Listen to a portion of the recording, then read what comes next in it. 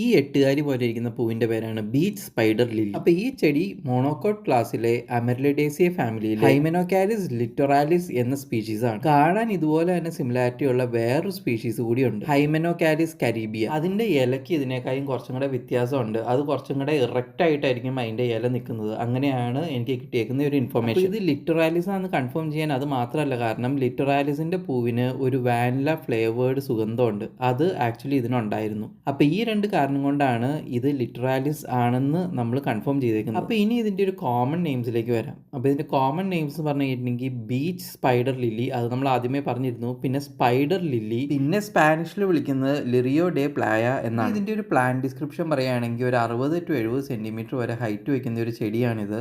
ഇതിൻ്റെ ഇലകൾ എന്ന് പറഞ്ഞു കഴിഞ്ഞിട്ടുണ്ടെങ്കിൽ ഒരു സ്ട്രാപ്പ് ഷേപ്പാണ്. ഇപ്പോൾ ഇത് കണ്ടു കഴിഞ്ഞാൽ തന്നെ സ്ട്രാപ്പ് ഷേപ്പാണ്. പിന്നെ ഗ്ലോസി ഗ്രീൻ കളറിലുള്ള ഇലകളും ഉണ്ട്. പിന്നെ ഗ്രീൻ യെല്ലോ കളർ കോമ്പിനേഷൻ ആയിട്ടുള്ളതോ ഗ്രീൻ ഒരു ക്രീം കളർ കോമ്പിനേഷൻ ആയിട്ടുള്ള ഇലകളും ഉണ്ട്.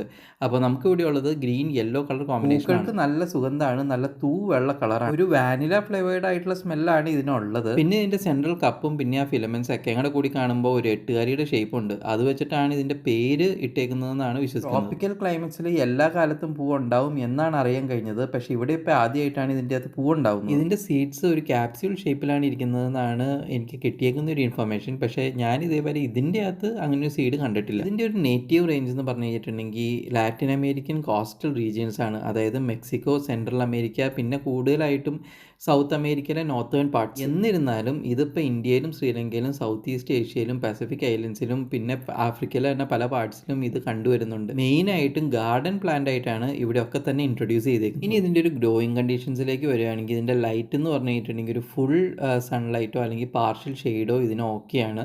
ഇതിപ്പോൾ നമ്മൾ വെച്ചേക്കുന്ന ഒരു പാർഷ്യൽ ഷെയ്ഡിലാണ്. ആണെങ്കിൽ well drained Sandy or ലോമി soil ആയിരിക്കണം ഏറ്റവും നല്ലത്. മണ്ണാണെങ്കിൽ കുറച്ച് മോയ്സ്റ്റ് ആയിട്ടിരിക്കുകയാണ് ഏറ്റവും നല്ലത്. അതായത് റെഗുലർ ആയിട്ടുള്ള വാട്ടറിങ് വേണം. പക്ഷേ വാട്ടർ ക്ലോഗിങ് വന്നു കഴിഞ്ഞിട്ടുണ്ടെങ്കിൽ ഇത് ചീഞ്ഞു പോകും. ഇതിൻ്റെ പ്രൊപ്പഗേഷൻ കിഴങ്ങ് പിരിച്ചെടുത്ത് നട്ടും പിന്നെ സീഡ്സ് പാവിയൊക്കെയാണ്. പിന്നെ ടെമ്പറേച്ചർ എന്ന് പറയുന്നത് ട്രോപ്പിക്കൽ സോൺസിലുള്ള ഒരു ടെമ്പറേച്ചർ റേഞ്ചാണ് ഏറ്റവും നല്ലത്. അതായത് ഒരു 18 to 29 ഡിഗ്രി സെൽഷ്യസ്. ഇനി ഇതിൻ്റെ ഒരു കോമ്പണൻസിലേക്ക് കിടക്കാം. അപ്പോൾ ഇതിൻ്റെ അകത്ത് ലൈക്കറൈൻ, പാൻക്രിയാറ്റിസാറ്റിൻ, പിന്നെ ഹേമാന്തമിൻ, ഹിപ്പെസ്ട്രൈൻ എന്നീ ആൽക്കലോയിഡ്സ് അടങ്ങിയിട്ടുണ്ട്. ക്വെർസെറ്റിൻ ഡെറിവേറ്റീവ്സ്, റൂട്ടിൻ എന്ന ഫ്ലേവനോയിഡ്സും അടങ്ങിയിട്ടുണ്ട്. അതുകൂടാതെ സാപ്പണിൻ, ടാനിൻ, ടെർപ്പനോയിഡ്സ്, കാർഡിയാക് ഗ്ലൈക്കോസൈഡ്സ് ഒക്കെ തന്നെ അടങ്ങിയിട്ടുണ്ട്. ഇത് ഈ പറഞ്ഞതൊക്കെ തന്നെ ബയോ ആക്റ്റീവ് കോമ്പണൻസ് ആണ് ഇതിൻ്റെ. ഇനി ഇതിൻ്റെ ഒരു ട്രഡീഷണൽ മെഡിസിനൽ യൂസേജിലേക്ക് വരികയാണെങ്കിൽ ഇതിൻ്റെ കിഴങ്ങ് വെച്ചുണ്ടാക്കുന്ന പേസ്റ്റ് പുരട്ടി കഴിഞ്ഞിട്ടുണ്ടെങ്കിൽ പെട്ടെന്ന് മുറിവുണങ്ങും എന്ന് പറയുന്നുണ്ട്. ഇലകളിൽ നിന്നുള്ള എക്സ്ട്രാക്ട്സ് ബ്രൂയിസസും സ്വെല്ലിങ്ങും മാറ്റുന്ന ആൻറ്റി ഇൻഫ്ലമേറ്ററി പ്രോപ്പർട്ടി ഉള്ളതാണ്. ഇത് വെച്ചുണ്ടാക്കുന്ന ഒരു കഷായം റെസ്പിറേറ്ററി റിലീഫിന് നല്ലതാണെന്ന് പറയുന്നുണ്ട്, മെയിനായിട്ടും ആസ്മയ്ക്കും ചുമയ്ക്കൊക്കെ. പക്ഷേ അത് ഇതിൻ്റെ ഏത് പാർട്ട് വെച്ചാണ് ഉണ്ടാക്കുന്നത് അല്ലെങ്കിൽ എങ്ങനെയാണ് ഉണ്ടാക്കുന്നത് എന്നുള്ളതിനെ കുറിച്ചൊന്നും വലിയ നിശ്ചയം. പിന്നെ സൗത്ത് ഈസ്റ്റ് ഏഷ്യയിൽ മുടി വളരാനായിട്ടുള്ള മരുന്നിനൊക്കെ ആയിട്ട് ഇത് യൂസ് ചെയ്യാറുണ്ട് എന്നാണ് കേൾക്കുന്നത്. അതിനെക്കുറിച്ച് പക്ഷേ വലിയ കാര്യമായിട്ടൊന്നും അറിവില്ല. ഒരു പക്ഷേ ഫാർമസ്യൂട്ടിക് സ്റ്റുഡൻസിന് താല്പര്യമുള്ള ഒരു വിഷയവും ഏരിയയും ആയിരിക്കാം അത്. ഇതിൻ്റെ ഒരു ഫാർമക്കോളജിക്കൽ പൊട്ടൻഷ്യൽ പറയുകയാണെങ്കിൽ ഇതിൻ്റെ അകത്ത് അടങ്ങിയിരിക്കുന്ന ലൈക്കറൈൻ ആൻറ്റി വൈറലാണ്. ഇതിൻ്റെ അകത്തുള്ള പാൻക്രാറ്റിസാറ്റിൻ എന്ന് പറഞ്ഞൊരു കോമ്പൗണ്ട് ചില ട്യൂമേഴ്സിനെതിരെ സൈറ്റോടോക്സിസിറ്റി ഡിസ്പ്ലേ ചെയ്യുന്നുണ്ട്. അതായത് ഇത് ആൻറ്റി ക്യാൻസറസ് ആണ്. പിന്നെ ചില ബയോഫിലിം അസോസിയേറ്റ് ചെയ്തേക്കുന്ന anti bacterial and anti fungal ഇൻഫെക്ഷനെതിരെയും ഇത് ഭയങ്കര ഫലപ്രദമാണ് എന്നാണ് പറയുന്നത്. ഇപ്പോൾ ഈ പറഞ്ഞേക്കുന്ന കാര്യങ്ങളൊക്കെ തന്നെ ഫാർമക്കോളജി സ്റ്റുഡൻസിന് താല്പര്യമുള്ള ഏരിയാസ് ആയിരിക്കണം. ഇനി ഇതിൻ്റെ ടോക്സിസിറ്റിയിലേക്ക് വരികയാണെങ്കിൽ ഇതിൻ്റെ കിഴങ്ങുകളും ഇലകളും പൂക്കളും എല്ലാം തന്നെ ടോക്സിക് ആണ്. അപ്പോൾ ഇതിൻ്റെ അകത്തുള്ള ലൈക്കറൈൻ എന്ന് പറയുന്ന കോമ്പൗണ്ട്സ് ഗ്യാസ്ട്രോ ഇൻഡസ്ട്രൈനൽ